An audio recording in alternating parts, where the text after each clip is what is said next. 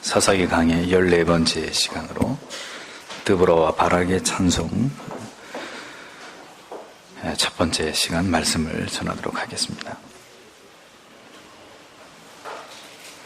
하나님께서 약속하신 대로 야빈과 시스라를 물리치고 놀라운 승리를 거두게 해주심에 대해서 사사 드보라는 하나님 앞에 즉시 감격적인 찬송을 올려드린 사실을 성경은 주목해서 다루고 있는 것을 보여줍니다.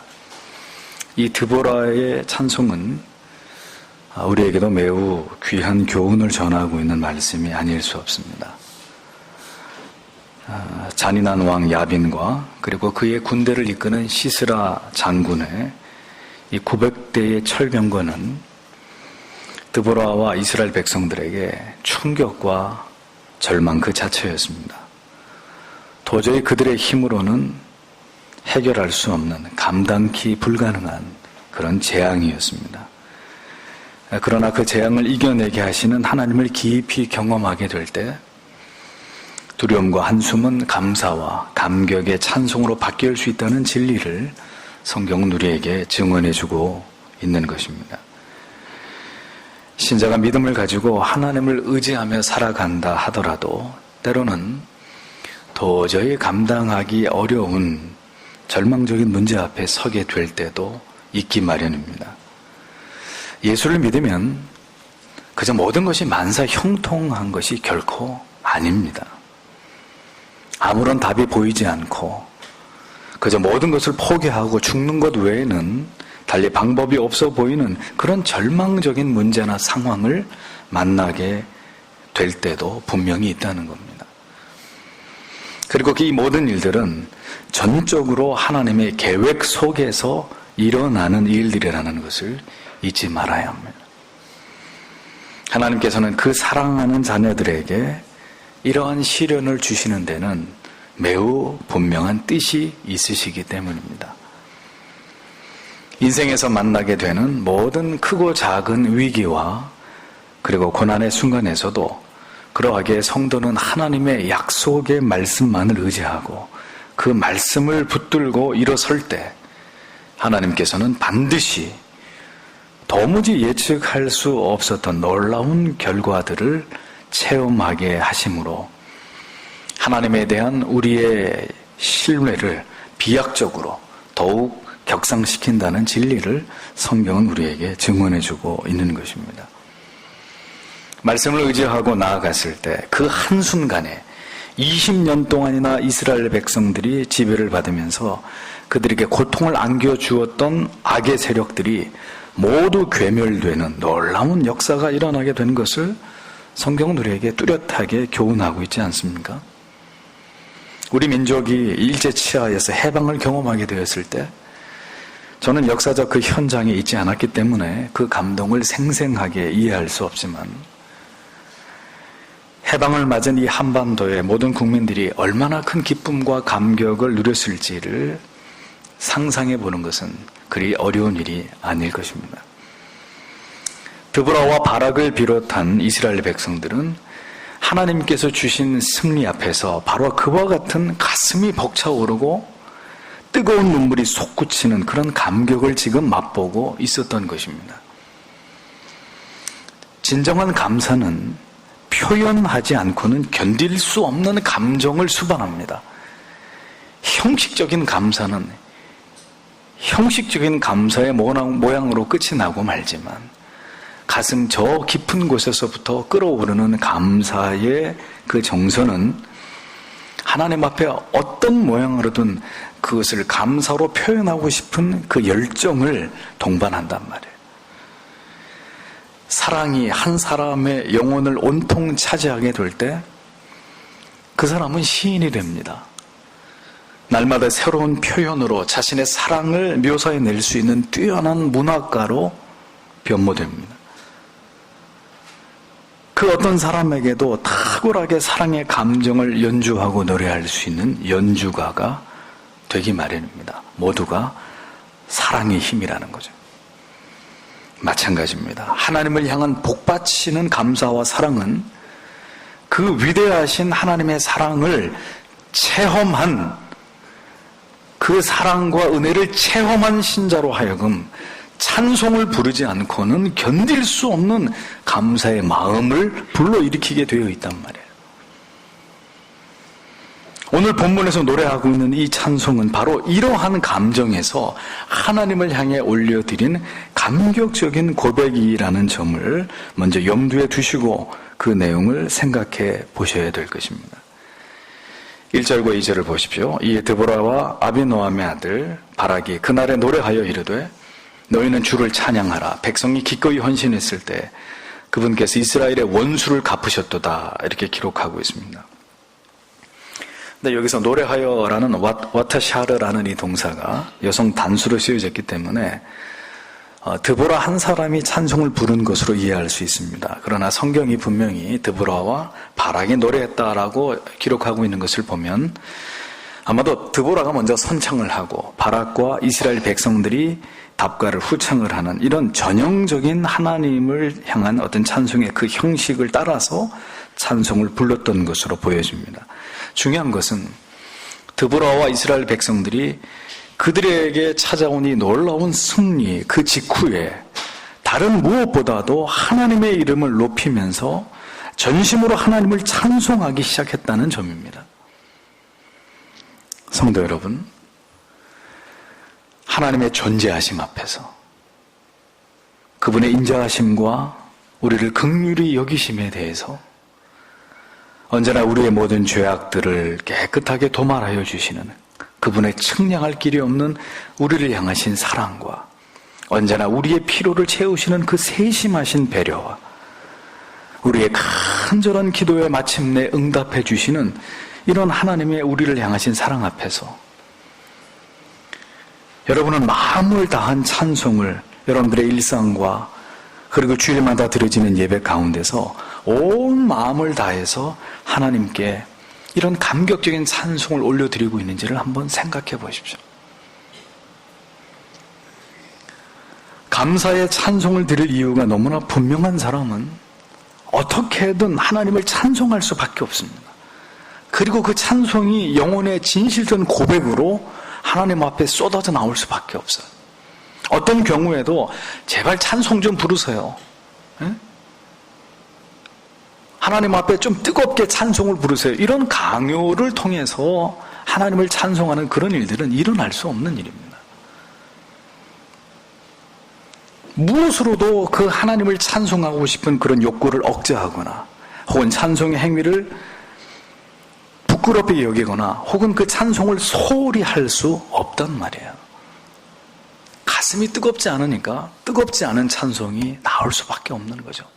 내 삶이 하나님 앞에서 치열한 삶이 아니기 때문에 그 치열한 삶의 현장에서 하나님이 도우셨던 은혜와 간증이 없기 때문에 오늘도 하나님 앞에 드리는 우리의 찬송은 메마르기 그지없는 그런 찬송이 될 수밖에 없는 것입니다. 우리에게 찬송은 그런 것이 아닙니다. 바울과 실라는 복음을 전하고 귀신 들린 여종에게 귀신을 내어 쫓아주었다는 그 이유 때문에 억울하게 감옥의 밑바닥에 갇혔어도 그 지하 감옥의 밑바닥에서도 뭘 했습니까? 하나님께 기도하며 찬송을 드렸다고 사도행전은 적고 있습니다. 어떤 상황에서도 사도들은 하나님을 찬송할 분명한 이유를 빼앗기지 않고 있었다는 이야기입니다. 찬송은 절대로 여러분들의 기분과 감정에 따라서 드리는 것이 아닙니다. 여러분들의 기분을 전환하기 위해서 드리는 것도 아닙니다. 세련된 연주나 악기에 의해서 우리 자신의 어떤 감상과 연민을 자극하는 그런 감상적인 멘트에 이끌려서 자기 감정의 도취 속에서 부르는 것이 아닙니다. 하나님을 찬송하지 않고는 견딜 수 없는 감사와 기쁨의 명백한 이유를 가지고 온 마음과 영혼을 다해서 하나님을 찬송할 때 하나님이 그런 찬송을 받으시는 분이시라는 거예요. 찬송은 결코 막연한 의무감이나 습관이나 형식을 따라서 부르는 것이 아닙니다. 찬송은 자기 과시의 수단이 아닙니다. 가슴 속에서부터 살아계신 하나님을 향해서 나에게 베풀어 주신 이 믿기 어려운 모든 일들에 대해서 나의 영혼과 나의 육신의 세포 하나하나가 하나님께서 행하신 일들에 대한 진정한 감사와 감격 속에서 하나님을 찬송하는 것이라야 하나님이 기뻐하시는 찬송이 될 수 있는 것이라는 겁니다. 언제든 제가 여러분들에게 강조해서 말씀드리는 것은 이것입니다. 적어도 하나님을 신앙하는 것과 관련된 모든 것들은 결코 억지로 어떤 학습이나 강요로 될 수 없다는 것입니다. 신앙 안에서의 대부분의 의무들은 절대로 강제로 할 수 있는 그런 것들이 아니에요. 여러분이 어떤 동기와 마음으로든 이 자리에 앉아 계실 수는 있으시지만 이 예배를 통해서 진정으로 깊이 하나님과 영적인 교제와 교통을 누리게 되는 것은 여러분들이 이 자리에 앉아만 계신다고 해서 저절로 이루어지는 일은 절대로 아니라는 것을 잊지 마셔야 합니다. 여러분이 예배를 드리고 찬송을 드리고 헌금을 드리고 교회를 위해서 봉사를 하시는 그 모든 일들은 무엇과 정확하게 비례하는지를 알고 계십니까? 그것은 바로 여러분이 깨닫고 그리고 체험하신 성삼위 하나님께로부터 우리가 받은 깊은 사랑과 그 베풀어 주신 은혜에 대한 선명한 기억, 그것에 대한 감격, 그것에 대한 감사와 정비례하게 되어 있는 거예요. 그래서 기독교를 체험의 종교라고 얘기하는 것입니다. 그것이 없으면 어떤 신앙의 모양이든지 어설프게 흉내낼 수는 있지만 그것이 그 영혼의 진정으로부터 하나님께로 드려지는 것은 될 수 없는 거예요. 그것은 모방에 지나지 않는 것이라는 겁니다. 하나님께로부터 잊을 수 없는 사랑을 생생하게 경험한 사람일수록에 그 사랑에 기필코 보답하고자 하는 삶의 진지함과 이에 집중된 열정을 우리가 확인할 수 있는 거예요. 그걸 가지고 하나님을 경외할 수 있게 되는 것입니다. 그것이 없으면 다른 사람이 그렇게 하는 것을 보고 흉내내는 것에 지나지 않게 되는 거예요. 앵무새가 사람의 말을 흉내내서 몇 마디를 따라하는 것에 불과하듯이 신앙이 겨우 흉내내는 것과 모방에 지나지 않게 될 수도 있다는 겁니다. 드보라와 바락과 이스라엘 백성들은 지금 그들이 맛보고 있는 이 승리가 결국 그들로 말미암은 것이 아니라는 사실을 잘 알고 있었습니다. 그래서 그들은 이 승리의 여운이 채 가시기 전에 이 위대한 승리를 주신 하나님을 향해서 그들은 긴 찬양으로 그들의 감사를 대신하고 있었던 것을 보여줍니다. 참으로 아름답고 귀한 모습이 아닐 수 없습니다. 찬송은 제일 마지막에 하는 게 아니에요. 여러분들의 삶에 하나님이 베풀어 주신 큰 은총을 확인하는 그 순간에 좀 이따 할게요, 하나님.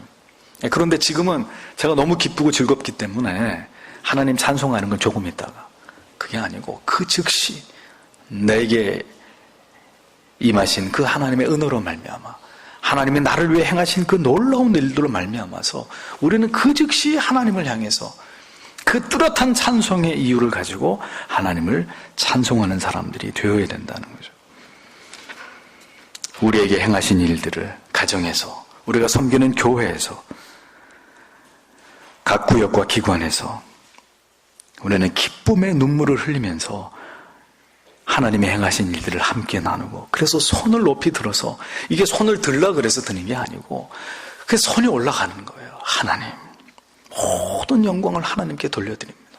나는 한 것이 아무것도 없고 위대하신 당신께서 나를 위해서 행하신 모든 일들입니다. 이렇게 하나님을 찬양하는 이런 아름다운 일들이 내년에는 더 많아졌으면 좋겠습니다. 드보라와 바락은 하나님을 높이 찬송하면서 모든 이스라엘 백성들과 승리의 축제, 찬송의 향연을 올려드리고 있었습니다. 드보라는 하나님을 높여 찬송하면서 무엇보다 그 자신의 공을 거기다가 끼워 넣지 않았어요. 오히려 하나님의 명령에 대해서 순종한 이스라엘의 두려움과 백성들을 먼저 치하하는 모습을 볼 수 있습니다. 흠정에게서는 단순하게 백성이 기꺼이 주를 위해 헌신했다라고만 이렇게 간략하게 번역하는데 한글 성경에는 두령이 영솔을 하고 백성이 즐거이 헌신을 했다 이렇게 묘사하고 있는 것을 볼 수 있습니다. 그러니까 드보라를 통해서 전달된 하나님의 뜻을 시행하기 위해서 이스라엘의 지도자들이 하나님의 뜻을 따랐던 것이고 이 전쟁이 승리로 장식되자 드보라는 그 사실을 기억해내는 거예요. 그리고 그들의 그 순종을 고마워하고 있었던 것입니다. 나아가서 지도자들뿐만 아니라 백성들까지도 기꺼이 자원해서 시스라의 군대와 맞서는 그 일에 그들이 자원해서 동참했다는 사실을 드보라는 그의 감사의 찬양의 내용 속에다가 포함시키고 있는 것을 보여주는 것이죠.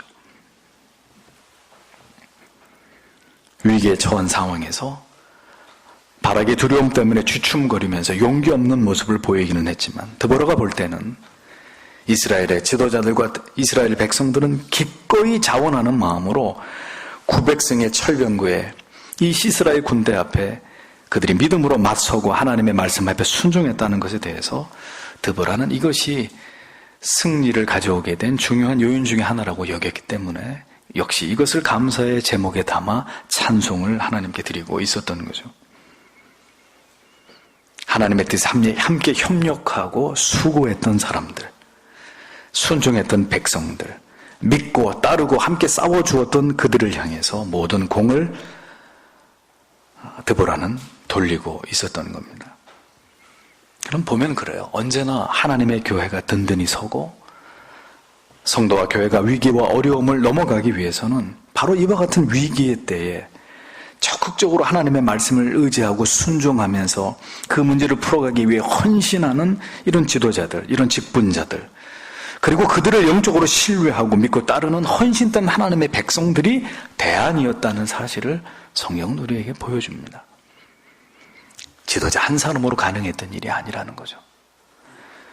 전쟁은 하나님께 속한 것임을 확신하는 영적인 지도자들과 그리고 그를 돕는 사역자들, 그리고 성도 여러분 한 분 한 분이 모두 한 마음과 한 뜻이 되어서 기꺼이 자원하는 마음으로 하나님의 기뻐하시는 뜻을 이루기 위해 최선을 다할 때 하나님께서는 그들과 함께 하시고 마침내 그들을 통해 찬송을 받으실 놀라운 일들을 그들 가운데서 이루어 나가시는 하나님이 되시는 것입니다. 드보라는 그렇게 두령들과 백성들이 하나가 되어서 하나님의 뜻을 이룬 일로 인해서 하나님을 찬송하고 있었던 것입니다. 그렇게 백성들이 하나 될 수 있었던 것도 모두 하나님의 은혜였음을 잘 알고 있었기 때문이죠.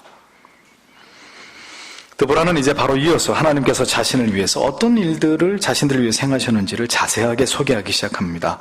3절에서 5절. 오 너희 왕들아 들을지어다. 오 너희 통치자들아 귀를 기울일지어다. 나 곧 내가 주께 노래하며 내가 노래로 주 이스라엘의 하나님을 찬양하리로다. 주여 주께서 세일에서부터 나오시고 에돔의 들에서부터 행진하실 때 땅이 진동하며 하늘들이 물을 내리고 구름들도 물을 내렸나이다. 산들이 주 앞에서 녹았으니 저 신의 산도 주 이스라엘의 하나님 앞에서부터 녹았도다. 이렇게 킹제임스 성경은 번역을 합니다. 자, 여기서 왕들이나 방백들은 이스라엘의 지도자들을 지칭하는 것이 아닙니다. 그 이유는 당시 이스라엘에는 왕도 없고 관리들도, 백성들을 지도하는 관리들, 지도자들도 없었기 때문이죠. 그렇다면 여기서 말하는 왕들이나 방백들은 바로 이스라엘 주변의 열강들의 왕들과 통치자들을 가리키는 말이라는 것을 알 수 있습니다.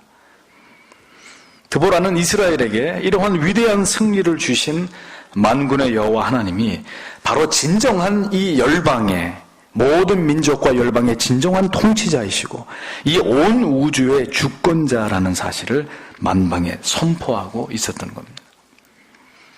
언제나 이스라엘을 업신여기고 무시하고 그래서 틈만 있으면 이스라엘을 괴롭히기 위해서 횡포를 끊이지 않았던 야빈과 시스라 같은 이 주변의 열강들의 통치자들을 향해서 드보라는 지금 하나님이 어떤 분이신지를 분명하게 당당하게 선포하면서 이스라엘의 이 위대한 승리를 주신 하나님의 이름을 높이고 찬송하고 있었던 것입니다. 성도의 삶에는 이러한 승리의 쾌거가 있어야 합니다. 1년을 교회를 다녀도 10년을 교회를 다녀도 하나님이 하셨다고 밖에 믿겨지지 아니할 어떤 놀라운 사건들, 하나님의 놀라운 어떤 역사와 기적들, 하나님이 행하시는 신묘막측한 일들을 우리가 체험한 적이 없었다면 당연히 우리의 믿음은 침륜에 빠지게 돼 있는 거예요. 뒷걸음질 칠 수밖에 없는 거예요. 우리에게는 승리의 뚜렷한 크고 작은 체험이 있을 때 우리는 그 승리의 경험을 통해 더 담대해지고 두려움이 없는 그런 신앙생활을 할 수 있습니다. 도무지 될 수 없는 일이고 이룰 수 없는 일이지만 하나님을 의지하여 그 약속의 말씀을 붙들고 나아갈 때 하나님이 어떻게 역사하시는지를 체험해야 그것이 우리의 신앙의 원동력이 되는 거예요. 그러니까 그런 게 없으면 없을수록 우리는 자꾸 예수를 믿는다고 하면서도 세상의 방법들을 택할 수밖에 없는 거예요. 사람을 의지하게 되고 수단과 방법을 쫓는 그런 비굴한 성도가 될 수밖에 없는 겁니다. 하나님이 행하시는 놀라운 일들을 바로 우리가 살아가고 있는 이 시대 속에서 우리가 경험하게 될 때, 보고 듣고 느끼게 될 때 우리는 비로소 세상을 향해서 이렇게 외칠 수 있는 거예요. 보라! 바로 우리가 믿고 의지하는 하나님께서 이러한 역사를 이루신 것이다. 라고 당당하게 저들을 향해서 하나님을 무시하고 하나님의 이름을 배척하는 자들을 향해서 하나님이 어디 있느냐라고 우리에게 손가락질하는 자들에게 바로 하나님은 이런 분이시다라고 우리가 담대하게 외칠 수 있는 것이라는 겁니다. 그러니까 그런 게 없으니까 성도들이 다 기가 죽어서 사는 거예요. 하나님을 신앙한다고 하면서도 정직하고 성실하고 진실하지 못하고 온갖 술수와 편법과 비리와 불법으로 그렇게 일하는 사람들이 아니고 당당하게 하나님의 방법으로 하나님의 도우심으로 하나님께서 우리를 통해서 하신 일이 아니면 달리 설명할 길이 없는 어떤 방법으로 우리의 문제들을 해결해 감으로써 하나님이 그것을 통해서 마땅히 받으셔야 될 영광을 하나님께 올려드리는 그런 사람들이 바로 성도란 말이에요. 예수 믿는 신자들이란 말이죠. 왜 성도가 비굴하게 삽니까? 왜 세상에 빌붙어가지고 세상 사람들이 쓰는 그런 방법 따위를 쓰면서 하나님의 이름을 먹칠하고 성도의 자존심을 망가뜨려 버립니까? 그것은 하나님을 기쁘시게 하는 일이 아니에요. 드보라가 당당하게 열방과 통치자들을 향해 하나님이 우리를 위해 이런 일들을 행하셨다 라고 담대하게 말했던 것처럼 오늘 우리가 기도해야 될 제목이 있다면 하나님 우리의 삶에 내 인생 속에서 하나님이 이러한 것들을 경험하게 해주십시오. 그래서 소리 높여서 하나님이 살아계신다고 그 하나님이 우리를 위해서 행하신 일이라고 저 하나님을 무시하고 경멸하는 자들을 향해서 우리가 이 거룩한 외침으로 하나님의 영광을 드러내게 해달라고 우리는 기도해야 되는 거예요. 우리는 세상 사람들이 살아가는 방식으로 사는 사람들이 아닙니다.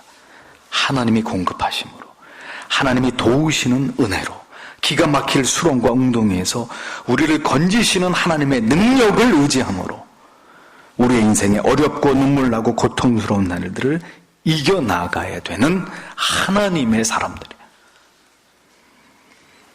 하나님께서는 그의 교회와 성도들에게 이렇게 완전한 의지, 하나님을 향한 온전한 확신을 갖기를 하나님은 우리에게 기대하십니다. 우리에게 아직 의지할 무엇인가가 남아있다면 우리는 하나님을 온전히 의지하지 않을 거예요. 우리에게 아무것도 의지할 것이 남아있지 않아야 우리는 비로소 하나님만을 의지하게 될 것입니다. 전적인 자신의 무능을 뼈저리게 발견하는 그 순간이 찾아올 때 비로소 이제는 하나님께서 나를 위해 일하시기 시작하신다는 놀라운 은혜와 깨달음을 경험하게 된다는 것입니다. 드보라는 하나님께서 이스라엘을 돕기 위해 출정하시는 장면을 4절 5절에서 감동적으로 묘사합니다. 마치 이스라엘의 동편은 에돔의 들녘에서 해가 떠오르듯이 해가 떠오르는 거 보셨죠? 그 힘찬 햇살이 어둠을 몰아내면서 순식간에 광명으로 세상을 밝히듯이 그렇게 하나님께서 자기의 백성들을 돕기 위해서 등장하시는 모습을 드보라는 이 찬송 속에서 묘사해내고 있습니다. 세일사는 에돔에 있는 지형을 말합니다. 장엄하게 아침 해가 떠오르듯이 하나님께서 마침내 우리를 돕기 위해서 그렇게 힘차고 위험 있는 모습으로 지축을 울리시면서 하나님께서 자기 백성을 도우시기 위해서 나타나심을 드보라는 감격적으로 찬송하고 있었던 것입니다. 이어서 또 하늘이 새듯이 폭우를 쏟아 부으시면서 하나님의 등장하고 계시는 것을 묘사합니다. 기손강에 집결한 900대의 철병거와 1만 명의 이스라엘 백성들이 대치한 이 일촉즉발의 상황 속에서 이제 하나님이 어떻게 역사하셨습니까? 순식간에 하늘의 문을 열어가지고 폭우를 쏟아 부으신 거예요. 이런 놀라운 역사를 통해서 산들이 진동하고 신의 산조차도 하나님이 행하시는 이 놀랍고 두려운 일 앞에 두려워 떨었다고 그렇게 드보라는 찬송하고 있었던 겁니다. 드보라는 자신이 직접 체험한 이 하나님의 놀라운 권능에 압도돼서 지금 그 자신이 할 수 있는 모든 표현을 다해서 이것을 노래하고 있었습니다. 우리가 성도로 이 세상을 살아가는 가운데 믿음을 지키면서 때로는 고난과 핍박과 시련과 고통을 당하는 가운데서도 우리가 결코 잊지 말아야 할 것은 마침내 하나님의 때가 이르면 전능하신 하나님께서 우리를 도우시기 위해서 우리의 이 현실에 그분이 개입하신다는 거예요. 그분이 개입하시기만 하면 우리가 상상할 수 없는 놀라운 능력으로 우리를 그 가운데서 이렇게 건져내시는 분이시라는 사실을 우리는 드보라의 찬송을 통해서 다시 한번 우리의 가슴 속에 새겨야 되는 겁니다. 우리가 할 수 있는 건 아무것도 없어요. 자기 백성을 도우시기 위해서 폭우를 몰아오시는 하나님을 누가 막을 수 있단 말입니까? 눈앞에 홍해가 가로막힌 상황에서 하나님께서 자기 백성들을 살리시기 위해서 홍해를 육지처럼 가르실 때 누가 그걸 막을 수 있겠냔 말이에요. 자기 백성을 위해서 이 같은 능력을 행하시는 전능자를 누가 감히 가로막겠단 말입니까? 드보라는 전장에서 쏟아지는 장대 같은 빗줄기를 맞으면서 그 전쟁 가운데 임재하고 계시는 하나님을 체험했을 것입니다. 그 굵은 비가 시스라의 기갑부대에게는 재앙이었지만 이스라엘에게는 축복의 폭우가 되었던 것이죠. 드보라와 바락을 비롯한 이스라엘의 1만 병사들을 그 전장에서 자기를 위해 싸우시는 하나님의 이 같은 능력에 압도되어서 가슴이 터질 것 같은 그러한 감격과 전율 속에서 그들은 신들린 듯이 싸웠을 것입니다. 그들이 싸우고 있지만 그들은 모두 알고 있었을 거예요. 우리가 싸우는 것이 아니라 하나님께서 우리와 함께 우리를 위해 싸우고 계신다는 사실을 말입니다. 오늘 이 시대를 살아가는 우리들에게도 이러한 소름 돋는 하나님의 임재와 우리와 함께 행하시는 하나님에 대한 생생한 체험이 필요합니다. 이러한 생애적인 하나님의 개입하심에 대한 산 증거들이 오늘 우리의 삶에 나타나야 되는 거예요. 바로 이것이 우리로 하여금 이 시대 속에서 하나님의 용사로 살아가게 하는 원동력이 되기 때문입니다. 우리의 능력의 원천이 되기 때문이에요. 말씀을 의지하고 나아갔을 때 하나님이 어떻게 역사하시는지에 대한 우리를 전율하게 하는 그런 체험이 필요해요. 그래서 무언가를 말할 수 있는 성도와 교회는 이러한 하나님에 대한 생생한 경험으로 세상과 맞서는 자들이 되어야 합니다. 우리에게 그런 것이 있다면 세상은 우리를 보고 두려워할 것입니다. 저들이 믿는 하나님이 함께하는 자들이다 하고 우리를 두려워할 것입니다. 그런데 우리가 그들에게 보여줄 수 있는 하나님이 우리와 함께 하심에 명백하고 뚜렷한 증거가 없다면 저들은 우리를 비웃기 시작할 거예요.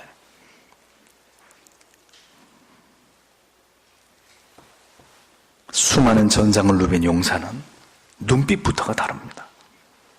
행동의 민첩함이 예사롭지가 않습니다.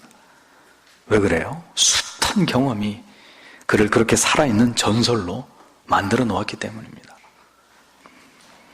어떤 성도가 강한 성도입니까? 숱한 그 영적인 전투에서 번번이 하나님의 도우심으로 승리를 거머쥐어 본 경험이 적지 않은 성도, 그 성도가 성도 중에 성도인 거예요. 우리가 믿어야 될 진리는 이것입니다. 하나님이 반드시 하나님의 자녀들과 함께 하시고 그들을 위해서 싸우신다는 거예요. 우리가 예수를 믿으면서 어떨 때가 가장 힘이 듭니까?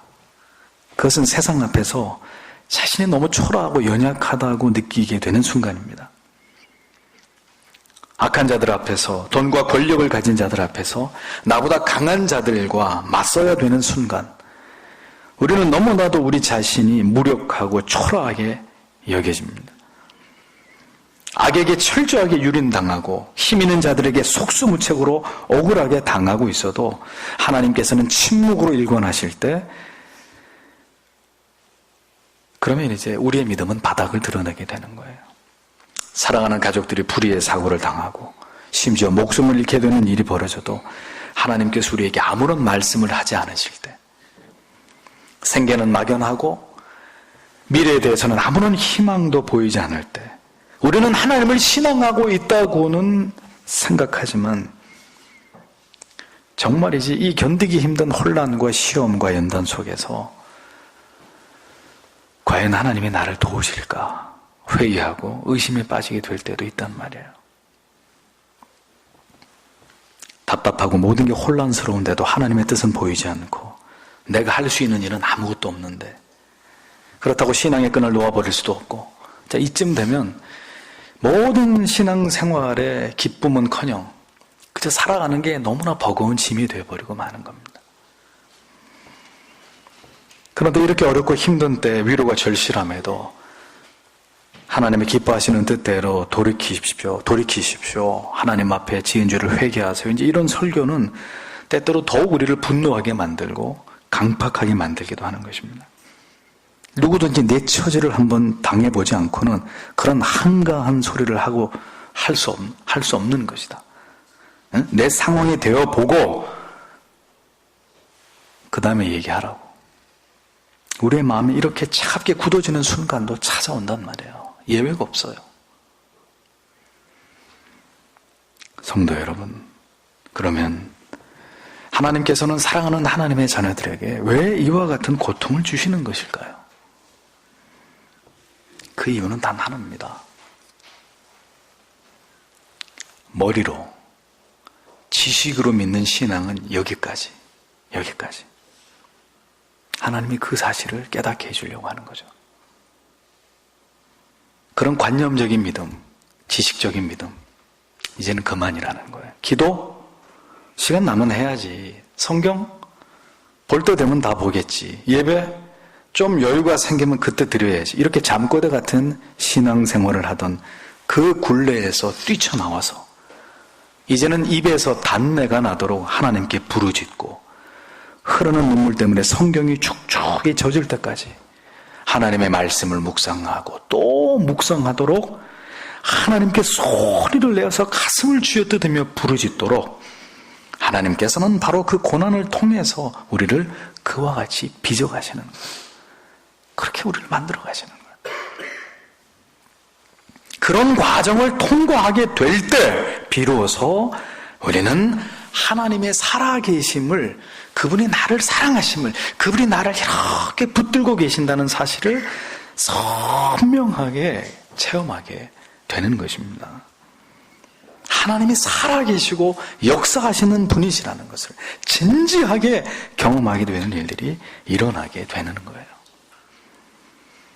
그런 일들을 겪게 될 때 신자들은 비로소 드보라처럼 체험적인 신앙의 고백과 살아계신 하나님에 대한 증언으로 자신이 만난 하나님을 높이는 진실된 진정한 경배자로 온전히 변화되게 되는 것이라는 거죠. 그러한 모든 과정들이 바로 여러분에게 하나님만이 전부가 되게 하시기 위한 하나님의 훈련 과정이라는 거예요. 하나님께서 마침내 나타나시기 전까지 이스라엘이 그럼 어떤 지경에 있었는지를 6절과 7절에서 드보라는 말합니다. 아나세 아들 삼갈의 시대와 야엘의 시대에 큰 길들이 비었고 여행자들이 샛길들로 다녔도다. 마을들의 거주민들이 그치고 그들이 아내에서 이르알의 안에서 곧 그쳤더니 마침내 나 드보라가 일어났고 어머니인 내가 이스라엘에서 일어났도다. 함정역이 이렇게 번역을 합니다. 한마디로 이스라엘이 얼마나 무기력하고 비참하고 굴욕적인 삶을 살았는지를 설명하는 내용이에요. 삼갈이 블레셋 사람을 소모는 막대기로 블레셋 사람들을 쳐 죽이고 야엘이 시스라의 머리를 말뚝으로 박을 때까지 이스라엘이 어떻게 살았다는 거예요? 대로로 다닐 수 없었다는 거예요. 응? 그리고 대로로 못 다니고 숨어서 저 샛길로 뒷길로 골목길로만 다녀야 됐을 만큼 대적들을 무서워서 두려워서 벌벌 떠는 그런 세월을 보내야만 됐다고 드보라는 담담하게 설명합니다. 너희가 전에는 그러지 않았느냐라는 거예요. 이스라엘이 이렇게 오그라들고 두려워하면서 숨을 죽이면서 살아야 될 때가 있었다는 말입니다. 다시 얘기하지만 하나님께서는 때로 성도가 이 세상에서 살아가는 가운데 악한 세력들을 통해서 고통을 주시도록 그렇게 악한 자들을 사용하시기도 한단 말이에요. 그래서 그런 악함을 통해서 뭘 깨닫게 하시는 거예요? 우리 자신을 돌아보게 하십니다. 그 악한 자들을 보면서 내 안에 존재하는 악, 교만한 사람들을 보면서 내 안에 존재하는 교만, 그 죄악의 성향들을 드러나게 하셔서 철저하게 나를 회개케 하시는 거예요. 끓어오르는 분노의 그 정체를 보게 하시고 내 안에 있는 미움의 실체를 보게 하시면서 아직도 깨뜨려지지 않고 내 자신과 인내하지 못하는 나의 모습을 정직하게 대면하게 하시는 거예요. 우리는 이러한 고통 속에서 철저하게 우리 자신을 새롭게 발견하면서 더 깊이 나를 죽이고 나를 해체하는 작업을 가속시키게 되는 그런 은혜를 우리가 체험하게 되는 것이죠.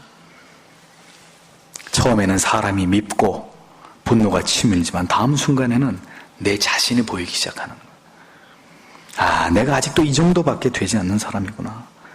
그렇게 깊이 자신을 돌아보면서 자신을 죽이는 훈련을 통과하게 만드시는 것입니다. 자, 그렇게 되면 이제 우리가 마침내 변화하기 시작하죠. 이제는 초연해지기 시작합니다. 고난 속에서도 이제는 하나님을 찬양할 수 있을 정도의 믿음으로 우리가 자라게 되는 것이죠. 살든지 죽든지 이제 모든 것은 주님의 뜻에 달려 있습니다. 이런 믿음이 비로소 우리 안에 생기게 되는 것입니다. 그러면 환경과 상황은 아무것도 달라지지 않게 되었는데도 그 고난으로 인해서 내가 변하고 하나님에 대해서 더 깊이 깨닫고 체험하게 된 사실에 대해서 이제는 감사하고 감격하게 되는 그런 일들이 일어나게 되는 것이라는 겁니다. 이제 바로 그쯤 됐을 때 마침내 은혜의 폭우가 이제 쏟아지기 시작하는 거예요. 하나님이 얼마나 나를 사랑하시는지를 이제 선명하게 우리가 깨닫고 그 사랑이 우리의 영혼에 각인되는 이런 은혜가 임하게 되는 것이죠.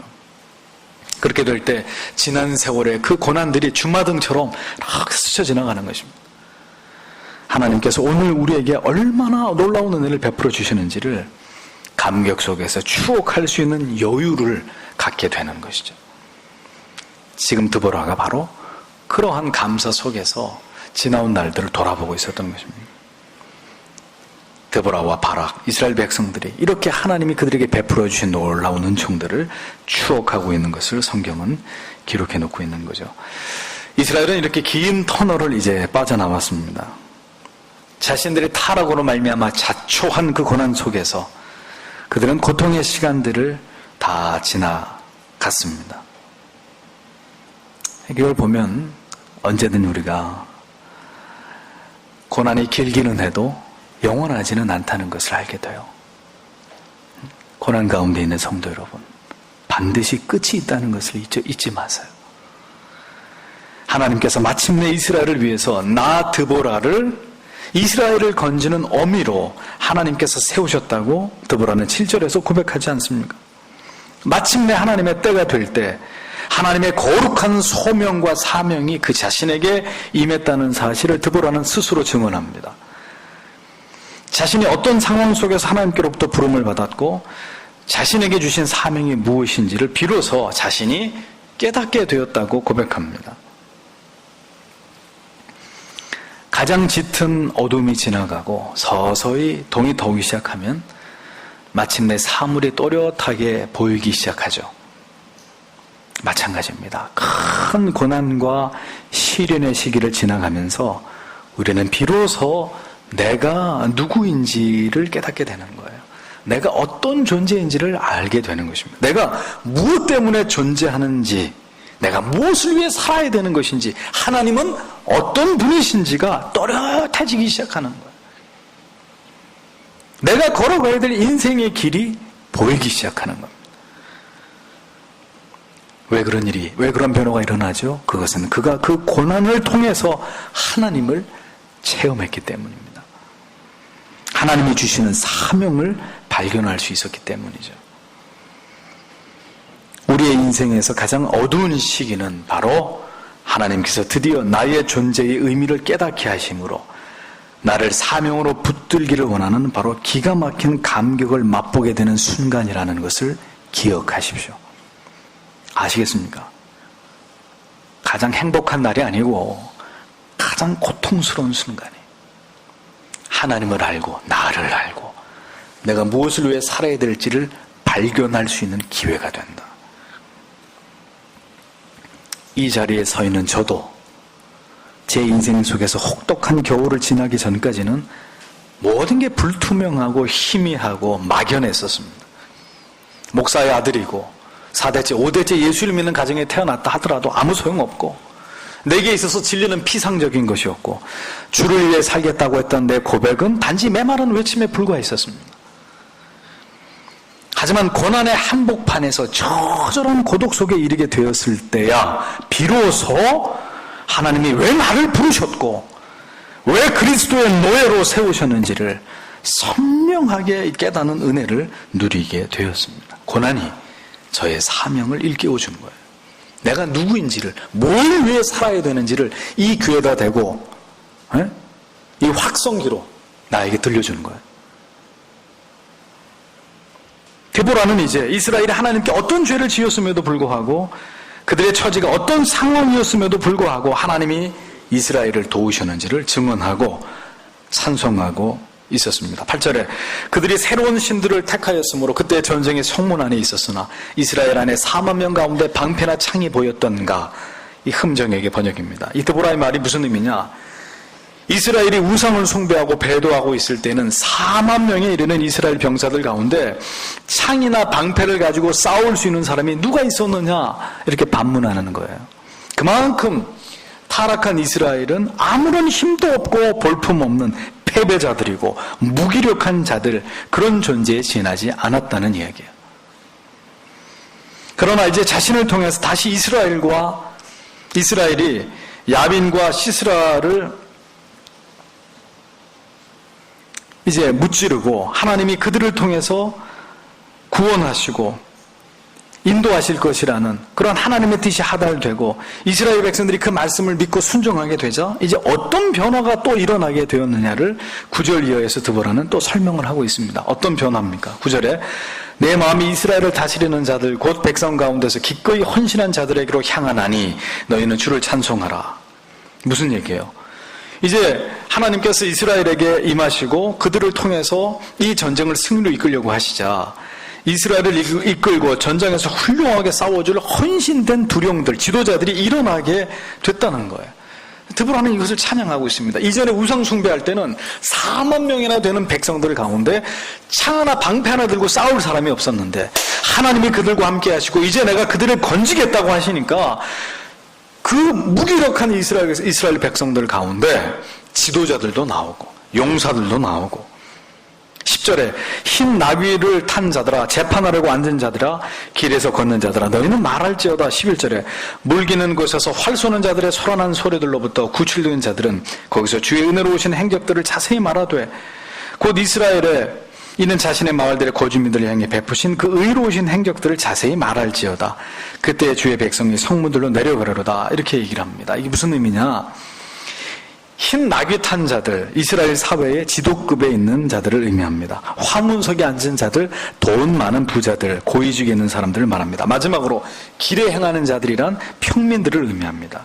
따라서 이스라엘의 모든 각계각층의 신분의 사람들은 이제 더 이상 좁은 뒷길로 다닐 것이 아니라 이제는 넓은 길로 다니면서 하나님이 너희를 위해서 행하신 이 모든 일들을 선포하고 노래하라라고 드보라가 외치고 있었던 거예요. 이 12절의 해석은 약간 난해한 부분이 있는데 이것을 다시 번역을 합니다. 다시 번역을 하면 전에는 야빈과 시스라의 군대가 이스라엘의 우물들을 점령하고 거기서 가축대들을 전리품으로 분배하였으나 이제는 그 소리가 더 이상 들리지 않게 되었다. 여호와께서 이스라엘로 승리하게 하시어 적의 압제에서 벗어나게 하셨기 때문이다. 그러므로 이제 하나님의 의로운 역사를 찬양하라. 그러므로 이제 백성들이 하나님의 의로운 역사를 찬양하고 있는 것이다. 이렇게 번역이 됩니다. 그러니까 드보라가 하려고 하는 얘기가 뭐예요? 이제는 모든 상황이 바뀌었다는 거예요. 이제 더 이상 너희들은 고통을 당할 이유가 없는 하나님이 주신 이 승리의 기쁨을 가지고 이것을 만방에 알리면서 하나님이 행하신 일들을 선포하고 노래하라고 이야기하고 있는 거예요. 드보라는 이스라엘에 행한 모든 죄악과 그로 인한 수치와 모멸을 이제 하나님께서 모두 다 신원하셨고 모든 것을 다시 회복시켜 주셨으니까 이제 우리는 마땅히 지위 고하를 막론하고 하나님을 찬양하고 하나님이 너희를 위해 행하신 일들을 선포하고 찬송하자고 얘기하는 것입니다. 성도 여러분, 오늘 우리에게도 이와 같은 찬송이 필요합니다. 찬송이 필요해요.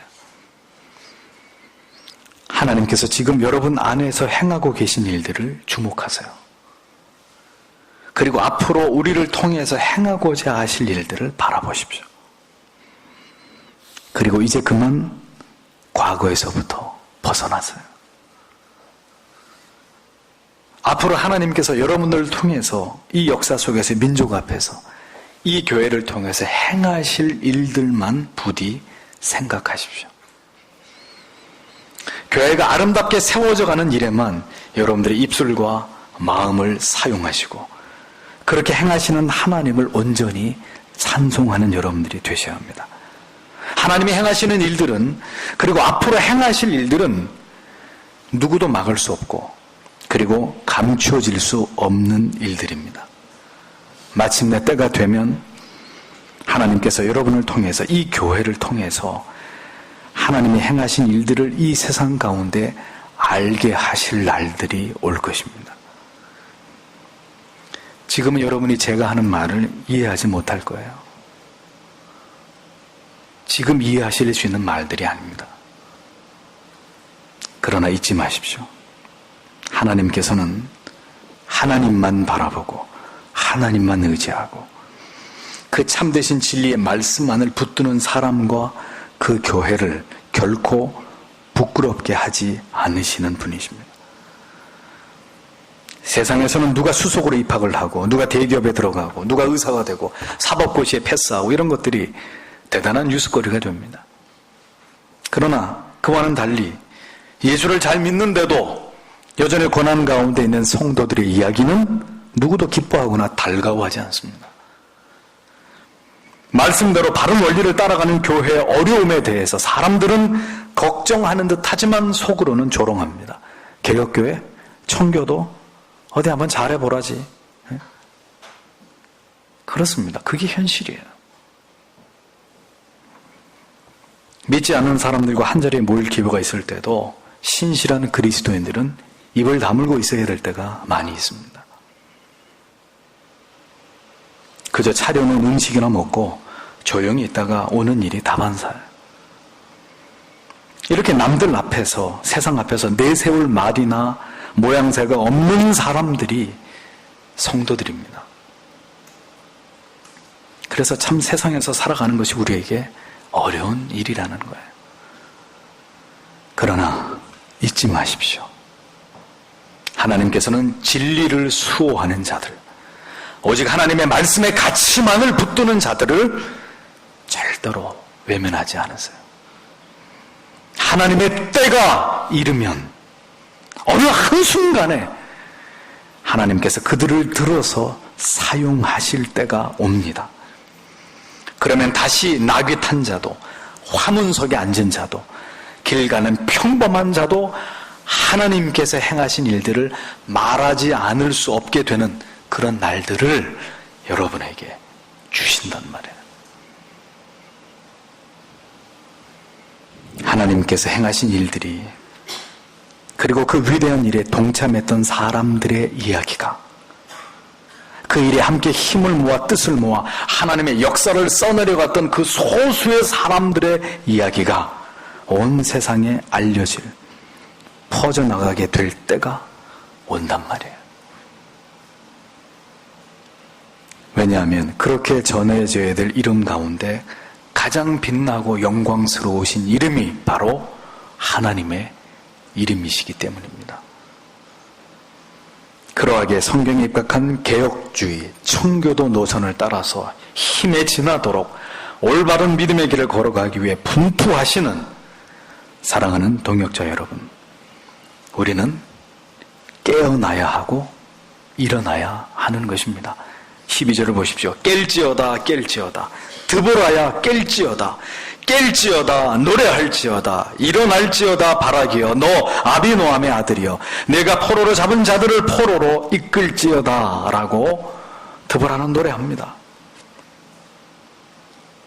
우리는 그 시대 드보라처럼 우리 스스로 이제 깨어나서 목이 터져라고 우리도 외쳐야 되는 거예요.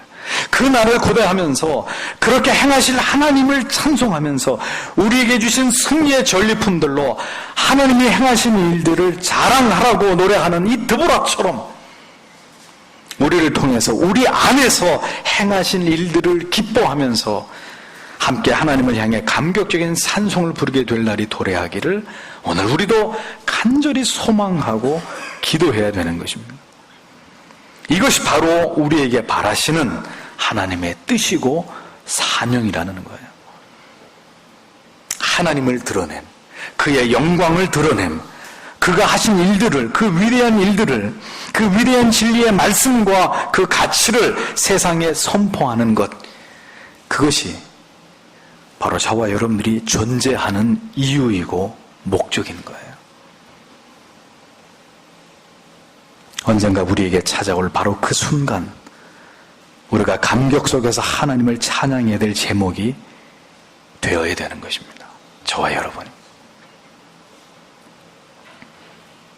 그러므로 모든 사람이 가는 넓은 길을 이제 거부하십시오. 우리는 그런 길을 가기 위해서 이 자리에 함께 모인 사람들이 아닙니다. 다른 사람이 가지 않는 길, 찾지 않는 좁은 길, 오해를 사고 비난을 받고 숱한 돌팔매질을 당한다 하더라도 진리가 가라고 하는 길,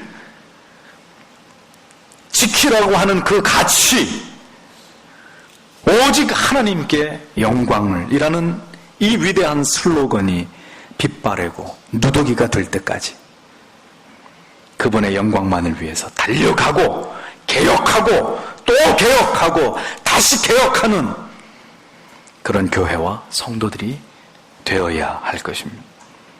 여러분 자신에게 이야기하십시오. 깰지어다 깰지어다 노래할지어다 일어날지어다 이렇게 외치는 드보라처럼 이제 우리도 이 어두워져가는 시대의 한 구석에서 이 진리를 들고 일어나서 하나님이 얼마나 위대한 분이시며 우리가 믿는 이 진리의 성경 말씀이 얼마나 위대한 능력이 되는지를 우리가 살아가는 이 시대 앞에 포효하는 자들이 되어야 된다는 거예요. 여러분은 어떤 찬송의 제목을 가지고 목 놓아 부르며 하나님께 영광을 돌려드리기를 소원하십니까? 어떤 찬송의 내용을 눈물을 삼키며 감격에 겨운 채로 하나님께 그렇게 올려드리기를 갈망하십니까? 하나님께서 우리와 함께 하시고 이 마지막 때 우리를 통해서 행하신 이 놀라운 일들을, 이 진리의 위대함을 우리도 소리 높여 외치면서 하나님께서 이 마지막 시대 가운데서 오직 성경의 진리를 통해서 이루신 그 놀라운 승리와 영적인 부흥을 찬송하고 또 찬송하는 그런 감격을 여러분 모두가 하나님 앞에서 누리는 자들이 되셔야 된단 말이에요. 저는 드보라가 불렀던 바로 그 위대하신 하나님을 높이는 찬송을 바로 이 시대에 여러분과 그리고 여러분들의 자녀들과 함께 부르는 감격을 누리기를 간절히 바라고 기도합니다. 마침내 우리가 함께 그렇게 하나님을 찬송하게 될 날이 저는 반드시 오게 될 것이라고 믿습니다. 영원히 부를 감사의 찬송이 우리의 가슴에서 울려 퍼지게 될 그날까지 성도 여러분 잘 인내하시고 잘 싸우시고 끝까지 사명을 다하는 여러분들이 되십시오. 우리 주께서 여러분 한 분 한 분을 그렇게 붙들어 주시고 여러분과 반드시 함께 하실 줄 믿습니다. 기도하겠습니다.